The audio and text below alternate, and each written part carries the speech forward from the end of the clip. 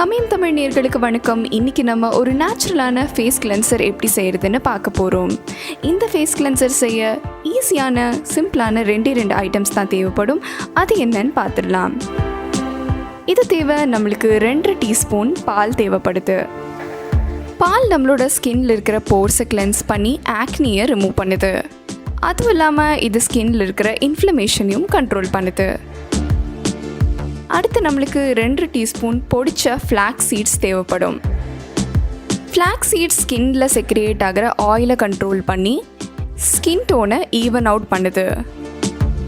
அதுவும் இல்லாமல் psoriasis, dermatitis அந்த மாதிரி நோய் இருக்கிறவங்களுக்கும் இது ஒரு நல்ல தீர்வை கொடுக்குது. இப்போ நம்ம ஒரு க்ளீனான பவுலில் ஏற்கனவே பொடிச்சு எடுத்து வச்சுருந்த ஃப்ளாக்ஸ் சீட்ஸை போட்டுக்கலாம். இந்த நேச்சுரல் ஃபேஸ் கிளென்சரை நீங்கள் யூஸ் பண்ணும்போது மார்க்கெட்லேருந்து வர எக்ஸ்பென்சிவான ஃபேஸ் வாஷ் நீங்கள் யூஸ் பண்ணணுன்னு கூட இல்லை. இது உங்கள் ஃபேஸில் ஆயிலினஸ், கிரீசினஸ் அதில் வர்ற பிசுபிசுப்பு தன்மையை போக்குது. இப்போ நம்ம இது கூட 2 டீஸ்பூன் பாலை சேர்த்துக்கலாம்.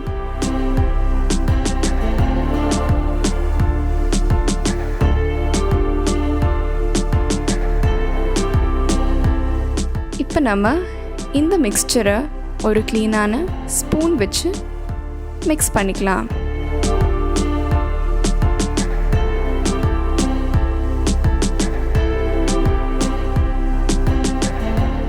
இது நீங்கள் தினமும் யூஸ் பண்ணால் கண்டிப்பாக விசிபிளான ரிசல்ட்ஸை பார்க்க முடியும். இப்போ நம்ம இதை முகத்தில் எப்படி அப்ளை பண்ணுறதுன்னு பார்க்கலாம். இதை உங்களோட ஃபிங்கர் டிப்ஸில் எடுத்து ஜென்டலாக உங்களோட ஃபேஸில் மசாஜ் பண்ணுங்கள்.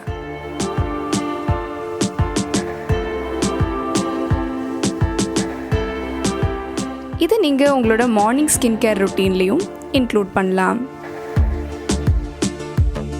வெளியிலிருந்து வாங்குகிற எக்ஸ்பென்சிவான ஸ்க்ரப் விடையும் இது ரொம்பவே நல்லா ஒர்க் ஆகும்னு இதை நீங்கள் யூஸ் பண்ணி பார்த்ததுக்கப்புறமா சொல்லுவீங்க. அதுவும் இல்லாமல் சோப்பில் வர்ற மாதிரி கொஞ்சம் வழுவழுப்பு தன்மை இதில் வரனால உங்களுக்கு கிட்டத்தட்ட மார்க்கெட்லேருந்து வாங்குகிற ஸ்க்ரப்போ இல்லை ஃபேஸ் வாஷோ போட்ட மாதிரி தான் ஃபீலிங் வரும்.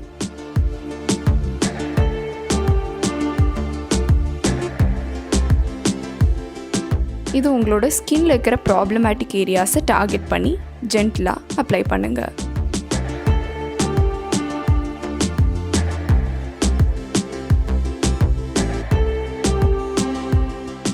இந்த வீடியோ உங்களுக்கு பிடிச்சிருந்ததுன்னா கண்டிப்பாக இந்த வீடியோவை லைக் பண்ணுங்கள், ஷேர் பண்ணுங்கள்.